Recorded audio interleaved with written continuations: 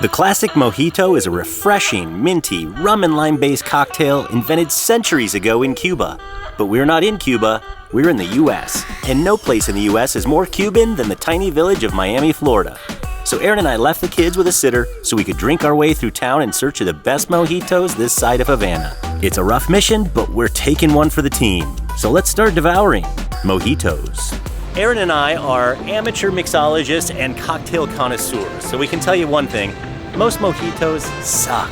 Because they're sweet, tart, and delicious, they're a very easy target for all those awful beach bars that like to underpour and overcharge. But when done correctly, this cocktail is legit and addictive. And we're hoping we find at least one today that blows our minds.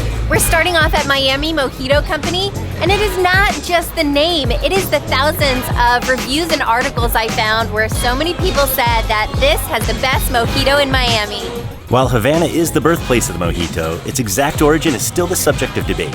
It's known that the South local American Indians had remedies for various tropical illnesses, so a small boarding party went ashore on Cuba and came back with the ingredients for an effective medicine. Another theory is that it was invented by Sir Francis Drake. That cocktail, called El Drake, was made with brandy. And although it wasn't called a mojito, it was the original combination of these ingredients. By the way, you don't have to come all the way to this side of the planet to satisfy your mojito fix. An international market research company found that in 2016, the mojito was the most popular cocktail in both Britain and France. It's so loud, it's like a club in here. We're gonna start it off. That has a really strong blackberry flavor. You didn't mention that it was a blackberry. I'm so sorry. It's a blackberry mojito. I have a flavored one. It's good, it goes down smooth, and it's gonna be a long night. And we're gonna try to do a classic mojito at every place we hit tonight. So I went with the classic just to service the baseline. That tastes different from every mojito I've ever had. Is it good? Yeah. Does it taste like a classic mojito to me? It doesn't. So it'll be interesting to see what all of these other places are like tonight, since we're going to be in Little Havana for every other stop. Maybe this is what they're supposed to taste like. Sugar cane. Even though we have 4 more stops after this place, we hate the idea of letting a single drop of this goodness go to waste. This is gonna be a fun night. Number 1 is done. Let's go. We have to include Old Havana. I read online that it's a little touristy, but it is full of history and culture, so we gotta check it out. Little Havana begins just east of the Miami River and across the bay from Miami Beach. It's packed with Latin galleries, restaurants, bakeries, music venues, cigar shops, obviously plenty of mojito and rum bars, and Domino Park, where locals gather to talk politics over intense games of, you guessed it. Domino Park is also where Olds is located. And in addition to some respected Cuban food, this place has probably served up more than 1 million mojitos since opening in, let's say the 50s?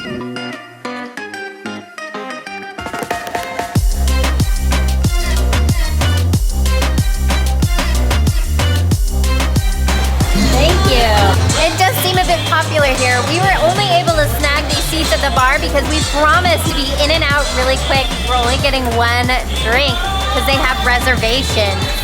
So, let's drink up. This one is much less sweet than the other one because it was flavored. This is a classic mojito. I think the most interesting thing that I noticed on this one is that he put some Angostura bitters on top, and I've never heard of that. Also, you may notice that they actually use just white granulated sugar at the bottom and then stir it. So I wonder if that's going to be the standard for Little Havana. So again, unexpected because I would say that this is going to taste very typical for a mojito, but you really do get the bitters on top. So again, it's like an interesting spin, just like the last place, a little bit unrecognizable. So far, very unique personalities for each one we've had. Look at all this leafy mint. I love salads. So a classic mojito really consists of just 5 ingredients. It's going to be white rum and sugar, usually in the form of sugar cane juice or a simple syrup, which is just equal parts sugar and water brought to a boil and then left to cool. And in this case, again, it's just white granulated sugar. And then you can have fresh squeezed lime juice, muddled mint, and soda water. And in this case, they just added on that 6 with the bitters. Off we go. All right, our next place is called Ball and Chain, and it's literally across the street, that street being Calle Ocho, which is basically the main street for Little Havana. And this place is cool because it was recommended to us by 2 of our really good friends, the Chevins. They're friends with the owners, so we're gonna come in here and check out what should be one of the most stellar mojitos on the schedule tonight. Ball and Chain has roots all the way back to the mid-1930s and an ownership story that touches pretty much every part of the city's history, from gambling and the Teamsters to career felons and the KKK. But in the early 2000s, Barlington Group added this building to its Little Havana portfolio and turned it into the clean but authentic club that it is today.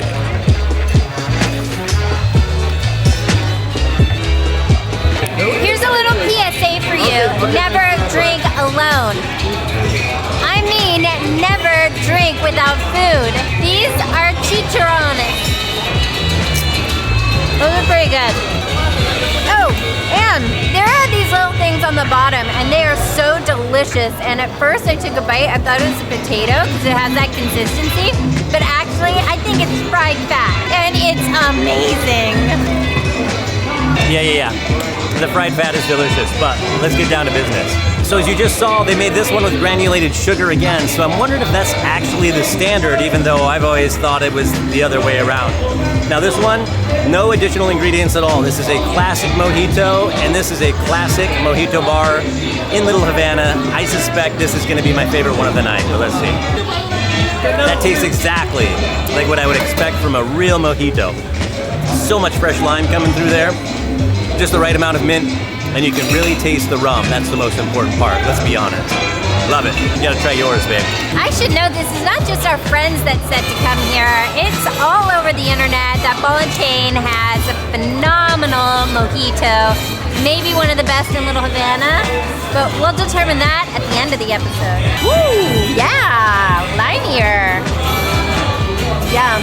Definitely in first place so far, but we have a long way to go. By the way, if that's what it is, what does fat, fried another fat taste like? It's not just like a big dense chunk of fat, it's actually like very airy, it kind of puffs up, just like the chicharrones themselves.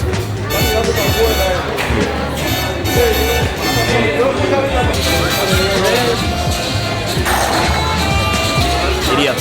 I'm trying to keep up! I think I'm doing okay. Okay, let's go.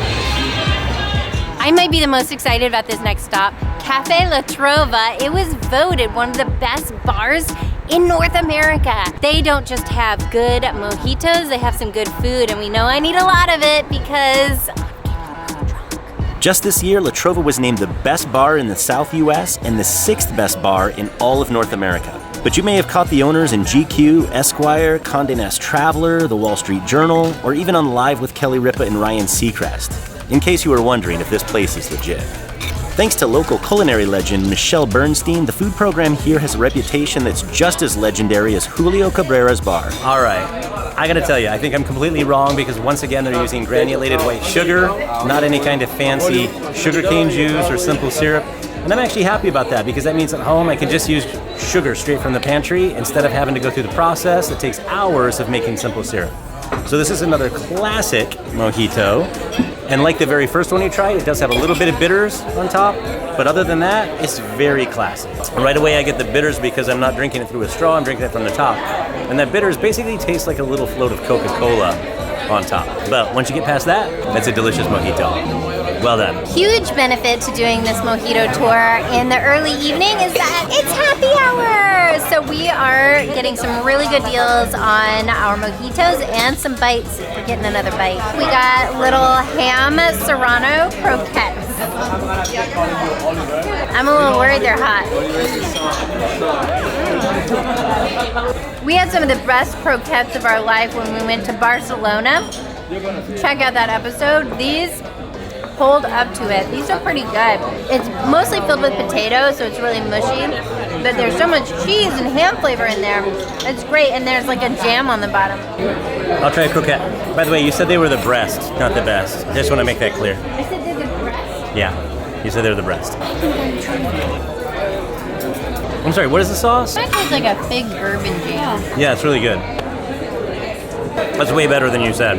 I'm not as good at drinking as Phil is, so I'm trying to keep up. He's doing a pretty good job.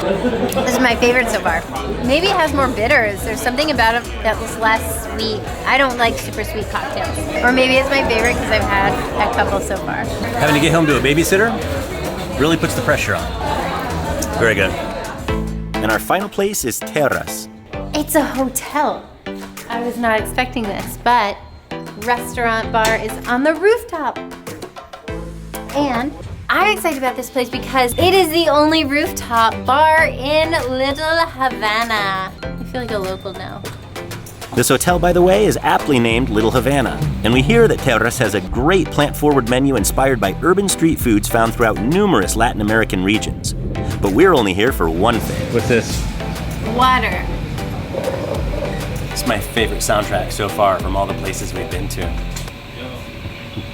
We're so old. But really, he said that because it's conducive to filming for you. So please do us a favor, hit that like and subscribe button. It encourages us to keep making videos like this. And we have our mojitos here, and I love these glasses. They're extra, oh my God, it moved. They look like pineapples, but Phil says it's a penis. Penis. They all taste so good. I'll be honest. It tastes a little bit like Sprite, but it's very tasty. I mean, it's like how many mojitos you can have in a day determines how great each one is each step of the way. Kudos to Erin for trying so hard, but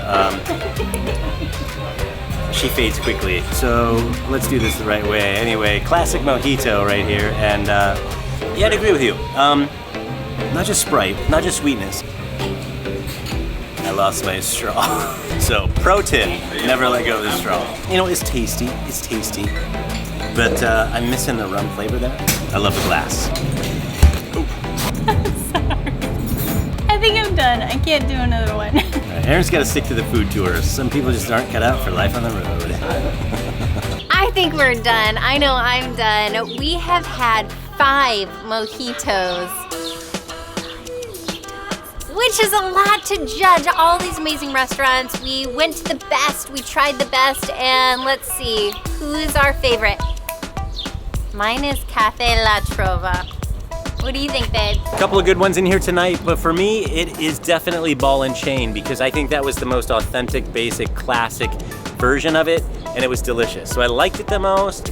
I don't think I'm a big fan of the bitters in it, honestly, but it was delicious. But stay tuned because we're gonna show you how we make our mojitos at home based on a recipe that we have from one of our other favorite places that makes mojitos. And look, our car is here just in time. Go! Outside of Little Havana, Miami, our favorite mojitos in the entire world are from a little place called Great Southern down in Seaside, Florida. Here's how we make them. First, we've got some mint in here, and we're just gonna muddle that a little bit to release the oils. You don't want to pulverize it, you're just releasing oils. So all we have to do is a little bit, okay? Then we're gonna take some limes, and I'm just gonna squeeze a little bit into each one of these. Toss that in there, and then I'm gonna muddle again, just to get as much lime out of there as possible. Now I'm gonna do one more lime in each one of these, and then we're gonna do 2 tablespoons of sugar in each one. And this is just regular, fine white sugar. And then the little secret ingredient here for our favorite one that they had down at Great Southern were these little bad boys. And these are basically just canned peaches. And I'm just gonna put 2 of these in each one, and then we're gonna muddle it again. All right, now for the fun part. We're gonna do 1.5 ounces of white rum in each one of these. And now for some ice. Never have too much ice in a cocktail, not a real one. Next up, little club soda. And you can stir these if you have a really good stir, but somebody lost mine. Actually, I kind of changed my mind. So, as I mentioned in the video, I'm usually doing the simple syrup instead of the granulated sugar here. And you can't really just do the shake and flip method. You gotta stir this so that you can dissolve the white sugar. Really get in there, that's better. I'm gonna throw a little more ice in here. And then, the piece de la resistance. Dark rum. This is not traditional, but I love doing it. I think it really adds a nice element. So just a float, and voila. 2 mojitos. Who's the other one for? Now that I have totally sobered up, I'm ready for more mojito. Cheers, babe. And that's the best mojito in this town. Make sure to follow us along. You can do that by subscribing and hitting that notification bell. It will tell you every time we have a new episode coming out, which will be at least once a week. So come devour more with us. Cheers.